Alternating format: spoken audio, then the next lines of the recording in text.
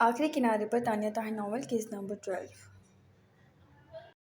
हारून bag अपने घर में दाखिल हुए तो सामने अनीसा बैठी थी। वो उसी की मुंतजिर थी और जैसे ही वो अंदर आए वो परेशानी से उसकी सिमट पड़ी और हारून ने उसकी जानिब देखा। क्या हुआ? उसके सवाल पर अनीसा ने परेशानी से उसका हाथ पकड़ा और अपने छोटे बेटे के कमरे में ले गई। हारून ने अपने बेटे की जख्मी हालत को देखा और उसके जानिब बेचैनी से बढ़ा। ये क्या हुआ? इसे किसने किया है? वो गुस्से से अनीसा पर भड़का। हारून, जब से बिसात आया है यही सब हो रहा है। वो सबको मार देगा। अनीसा मुंह पर हाथ रखे रोती। आज उसके बेटे को 4 लोग उठा के कंधों पर ले आ गए थे। वो चीखती चिल्लाती रही। कौन थे वो लोग? क्यों आए थे? उसके बेटे का क्या हाल कर दिया था? ऐसा लग रहा था उसे ज़बरदस्ती पीटा गया है। हारून जानूनी कैफियत में बैठा अपने बेटे के सर पे हाथ फेरने लगा। कौन आया था? मुझे इल्म नहीं। उन लोगों के चेहरों को मैंने नहीं देखा था और उनके मुंह मास्क से ढके हुए थे। वो बोली तो हारून ने अपने बेटे के सर पे प्यार किया। इसने कुछ बताया? वो पूछ रहा था कि उसका बेटा होश में आया तो उसने कुछ बताया, लेकिन अनिसा ने इनकार कर दिया क्योंकि वो होश में आने के बावजूद भी सुन नहीं बैठा था। नहीं, मैं पूछ रही थी। कहते मुझे नहीं पता क्या हुआ है मेरे साथ। मैंने चेक किया है, डॉक्टर को बुलाया, लेकिन कहती हैं ठीक है। लेकिन मुझे फ़िक्र हो रही है हारून, वो ऐसे चैन से तो नहीं बैठेगा। उसका इल्म है हमें। आप कुछ करें, आप उसे भी मार दें प्लीज़। वो उसके सीने पर सर रख के रोने लगी। हमारी बच्ची भी हारून कल को कुछ हो गया तो। वो खदशात में डूबी हुई थी। हारून ने उसकी गिद्ध बाजू बांधे। फिक्र ना करो, मैं देख लूँगा। अंधेर नहीं मिच गई। हारून बेग की बेटी है वो, उसने कहा तो अनीसा फिर से रोती ही रही। हारून ने उसे चुप कराया और अनीसा उसका परेशानी न देने की वजह से खामोश हो गई। उसके सामने खाना रखा मगर खाना खाए बिना अपने गार्ड्स के पास आ गया। लेकिन सर, हम यहीं थे, कोई भी नहीं आया यहाँ तो। गार्ड्स बोले तो हारून का बस नहीं चला, उन्हें चीर कर रख दे। वो उन पर दौड़ा। सर, आप फोटेज देख लें प्लीज़, वो लोग बोले तो हारून लब दबा गया क्योंकि फोटेज में ऐसा कुछ नहीं था। ऐसा कैसे हो सकता है? हारून अनीसा हैरानगी से उसे देखने लगी। हारून को यकीन नहीं था आया क्योंकि बेटे की हालत गवाह थी। वो अंदर गए। अनीसा आंखें फाड़े उन्हें देख रही थी। अगली सुबह उनका छोटा बेटा बाप के पास को दिया गया। अनीसा एकदम जगह छोड़ के उठी, उसकी फिक्र में। हाय डैड, वो बोला तो हारून ने ज़रा तड़प कर उसे सीने से लगाया। हमजा, क्या हुआ है तुम्हें? किसने मारा है? तुम्हारा यहाँ किसने किया? मुझे बताओ, तुमने किसी को देखा था? वो बेचैनी से बोला तो हमजा ने ज़रा तवक्कुफ लिया। सॉरी डैड, एक्चुअली व्हीलिंग करते हुए मेरा एक्सीडेंट हो गया था और ये हाल हो गया। आहिस्ते से बोला। अनीसा की आंखें भड़क गई। हम तो पागल हो गए, तुम्हें उन लोगों ने पीटा था? अनीसा ज़रा गुस्से से बोली। नहीं मॉम, आपको क्या हो गया? कौन लोग? कैसे लोग? हमजा ने कहा। हारून ने हैरानगी से अनीसा को देखा क्योंकि फोर्टिस में भी कुछ नहीं था। हारून, मैं सच कह रही हूँ, ये अच्छा रिलैक्स बैठ जाओ। लेकिन वो लोग खुद इसे यहाँ लेकर आए थे, वो बोली। मगर अब हारून को ये सब उसका वहम लगा था। बेजात से डरी हुई थी, तभी वो हर चीज़ बेजात से मनसूख कर रही थी। हमजा, आइंदा व्हीलिंग करते हुए ना दिखना। हारून तरफ बरहमी से बोला। Sorry dad. वो मुस्कुराए तो हारून ने उसे प्यार किया। उसे अपने तीनों बच्चों से बेपनाह मोहब्बत थी, जिस तरह अपनी बीवी से थी। लेकिन फिलहाल बीवी का रवैया समझ में नहीं आया था। वो उठी, जल्दी से सीढ़ियाँ उतर के पहले शज्जर को देखा, लेकिन नीचे कोई नहीं था। यानी अभी वो वापस नहीं आया था। अब वो भाग कर बेजाते घर चली जाती ताकि वो ये ना समझता कि वो काम नहीं कर रही। और ऊपर आई और अपने कपड़े निकाले। उसने एक ट्राउज़र शर्ट निकाली। कितना प्यारा ड्रेस था। शज्जर को भी अच्छा लगेगा, तभी आज उसने वो पहन लिया। सिंपल शूज़ पहने और बालों को कर दिए। उसके मासूम से चेहरे पे कर्ली हेयर्स बहुत ही जच रहे थे। वो दुपट्टा लेती घूम घूम कर खुद को देख रही थी। उसने सारे कर्ल्स को इकट्ठा करके ऊंचा करके कैचे में बांधा और कुछ लटें कर ली, चेहरे पर निकाली। कर्ली लटें चेहरे पर निकाली। उसने सूट की मुनासिबत से कुछ लाइट पिंक लिपस्टिक लगाई, जैस्मिन परफ्यूम लगाया और अब वो बहुत हसीन लग रही थी। ऊपर से हसीन से खुशबू अलग उड़ रही थी। मज़े से वो नीचे उतरी तो याद आया कि वो बैग ऊपर भूल गई। दोबारा ऊपर चढ़ी और बस इतने में ही थक गई। उसने इनहेलर से अपनी सांसें बहाल की और अपने घर से निकल आई। मालूम नहीं क्या चीज़ थी। वो रात गुजर जाती तो सब भूल जाती कि क्या हुआ था। अब वो मटकती हुई बेजाती घर के बाहर थी। उसने दरवाज़ा बजाया तो सामने ही वो बेजार सी शक्ल बना चौकीदार ने उसकी जानिब देखा और रूह के फैशन देखकर चौंक ही गया। उसकी सबस आंखों में आज काजल लग रहा था। दरवाज़ा खोलो, खुल क्यों रही है? वो ज़रा गुस्से से बोली। सॉरी सर ने ऐसे ही बुलाऊँ घर में दाखिल होने से मना किया है और एक छोटी सी खिड़की भी बंद कर गया। मैं भला रो तो तलमला गई। क्या मतलब है? दरवाज़ा खोलें। आए बड़े मुझे बुला कहने वाले चोर कहीं की। तुम सबने खुद को देखा है? शक्ल भी देखने काबिल नहीं है, तभी सारा सारा दिन मुँह छुपाए फिरते रहते हो। You idiot. उसके तो आगे लग गई थी। शजर की गाड़ी सामने रुकी तो उसकी ज़ुबान को ब्रेक लग गई। शजर, वो दौड़ कर उस तक आई तो सांस फूल गई। ریلیکس، شجر نے اس کی بولتی سانسوں پر آہستگی سے کہا۔ میں کیسی لگ رہی ہوں؟ وہ سڑک پہ کھڑی اسے گھوم کر دکھا رہی تھی، شجر گاڑی کے اندر ہی تھا۔ اچھی لگ رہی ہو لیکن فی الحال ہٹ جاؤ، کوئی دیکھ لے گا، وہ بولا۔ یہ اس کا وہم تھا کہ بذات نہیں جانتا کہ وہ سامنے ہی رہتا ہے۔ دیکھتا رہے، وہ لاپرواہی سے بولی۔ روح، شجر نے ٹوکا تو وہ منہ پہ زور کے سر ہلا گئی اور شجر لمحوں میں اندر چلا گیا اور پھر سے بذات کے دروازے پہ منہ کے برسانے لگی اور تبھی بذات کی مرسیڈیز عین اس کے قدموں میں رکی۔ وہ چیختی چیختی رکی، دل پہ ہاتھ رکھ کے وہ سامنے دیکھنے لگی۔ اف، آفت!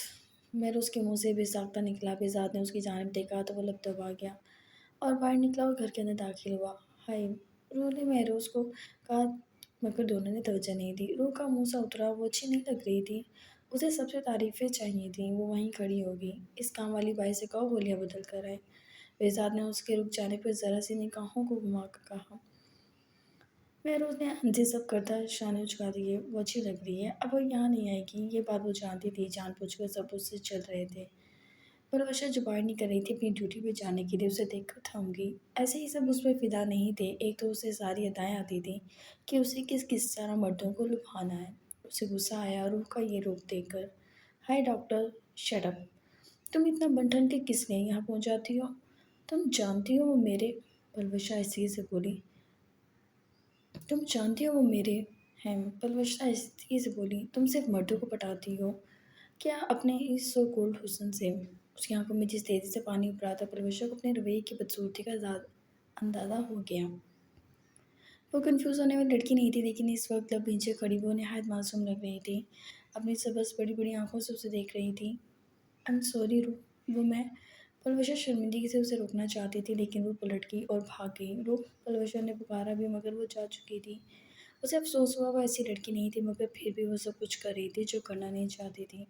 وہ روح کے ساتھ کافی سختی اور بدتمیزی سے بولتی تھی۔ وہ شرمندہ سے ہوئی اور اداسی سے باہر نکل گئی۔ وہ آئی نہیں؟ بہزاد کام چھوڑ کے اس کی پرواہ کر رہے ہو؟ کہیں کچھ گڑبڑ تو نہیں؟ مہروز نے آنکھ دبائی اور بہزاد نے اس کی کمر پہ مکہ چڑھ دیا۔ اپنی بکواس کو منہ میں رکھا کرو، میں نے ویسے ہی سوال کیا۔ اب تم ویسے کرو یا ایسے، تمہاری توجہ کام پر نہیں ہے۔ مہروز نے گھورا تو بہزاد سر جھٹک گیا۔ تم نے وہ فوٹیج ڈیلیٹ کر دیا؟ تم فکر ہی نہ کرو، یوں گھما سکتا ہوں اپنی فنگرز ٹپس پر ہیک کرنے کے بعد، ہر چیز کو چیک کرو۔ بہزاد ہلکا سا مسکرایا، اس کا ڈمپل نمودار ہوا تھا۔ اس نے سر ہلایا اور مہروز کو کچھ چیزیں بتا کے آنکھیں بند کر کے چیئر کی پشت سے ٹیک لگا لی۔ کل ایک بہت بڑی پارٹی ہونی ہے، کیا تم جاؤ گے اس میں؟ مبین خان نے بلایا ہے، جانا تو پڑے گا، وہ بولا۔ اوکے، کوئی تیاری؟ بالکل تیاری، یہ سمجھو بارات لے کے جائیں گے۔ اور اس بات بہزاد نے ایک ایک چیز اور کہاں کہاں کیا ہوگا وہ سب اسے سمجھانے لگا تھا۔ مہروز جب کے سر ہلاتا رہا۔ نوڈلز کی بائٹ منہ میں لے جا کر اس نے اپنے آنسو ٹشو سے صاف کیے۔ رات تو یوں آتی تھی جیسے دن کو اپنی آڑ میں بس چھپانے کو بے چین ہو، اور اسے کل والا قصہ یاد آ گیا۔ پھر آج صبح کس طرح پلوشا نے اس کی بےعزتی کی، اور شجر وہ بھی کرتا تھا اور بہزاد بھی۔ میری تعریف صرف مہروز کرتا ہے، وہ اپنے ریڈ لپس کو صاف کر گئی۔ میں مہروز سے دوستی کر لوں گی، وہ ناک صاف کر گئی اور تیز اسپائسی نوڈلز کی بائٹ لیتی سامنے چلتے ٹام اینڈ جیری بھی دیکھتی جا رہی تھی۔ کتنے برے ہیں سب، بہت برے ہیں۔ اس نے مرچوں کی مقدار بہت بڑھا دی، یہاں تک کہ اس کا چہرہ بھی سرخ ہو رہا تھا۔ شجر معلوم نہیں کہاں تھا، وہ سب سے ناراض تھی۔ اپنے کرلی بالوں کا جوڑا بنا رکھا تھا جس میں سے کچھ کرلی لٹیں باہر کو نکل رہی تھیں۔ اس نے لبوں پر زبان پھیری، بالکل گیلے ہونٹ سرخ ہوئے، اتنے خوبصورت لگ رہے تھے، کوئی بھی اسے اس وقت دیکھ کر پاگل دیوانہ ہو جاتا۔ اس کا دودھیا سفید شانہ شرٹ کے اندر سے نکل رہا تھا، جبکہ ایک شانے پر شرٹ تھی، اور بیگی پینٹ پہنے وہ نوڈلز کھانے میں اتنی مگن تھی کہ بہزاد اس کے گھر میں داخل ہوا، اس نے دروازہ روک لیا اور سکون سے اس کی سینگ چڑھنے لگا۔ بہت برے ہیں سب، وہ ناک صاف کرتی سائڈ پر ٹشو پھینک گئی کہ اچانک اس کا ہاتھ کسی نے پکڑ لیا۔ انہوں نے سر اٹھا کر دیکھا، بلیک پینٹ شرٹ اور بلیک ہی کیپ میں وہ کسی مافیا سے واقعی کم نہیں لگ رہا تھا۔ وہ اپنے کسی کام کے لیے نکل رہا تھا اور اس کے گھر کا چوپٹ دروازہ دیکھ کر وہ اندر آ گیا۔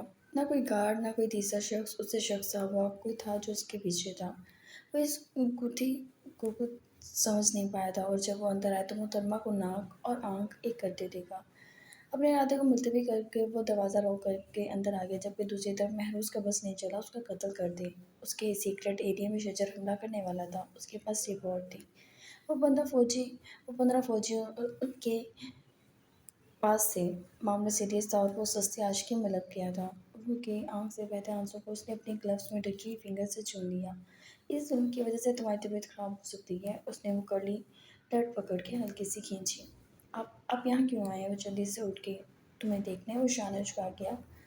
तुम्हें कहा था तुम काम पे आओ, मगर तुम काफ़ी ठीक हो। वो नूडल्स के बाउल को देखने लगा। मुझे नहीं करना आपके साथ काम। टॉम एंड जेरी का म्यूजिक पीछे सुनाई दे रहा था। बेजात ने वो नूडल्स का बाउल उठाया और उसे किचन में ले जाकर उसने वो बाउल सिंक में उलट दिया। फिर उसे माथे पे तेवरी बना के देखने लगी। क्या मसला है आपके साथ? कभी कुछ करते हैं, कभी कुछ करते हैं। आप मेरे घर में आते क्यों हैं? और वो मैं खा रही थी, वो मेरा खाना था। वो मुंह पर छोड़ कर बोली। बेजात ने उसके शाने की जानिब देखा। कितना खूबसूरत लगता अगर वो अपना नाम उसके शाने पर लिख देता। और बस खड़े खड़े उसने तय कर लिया था।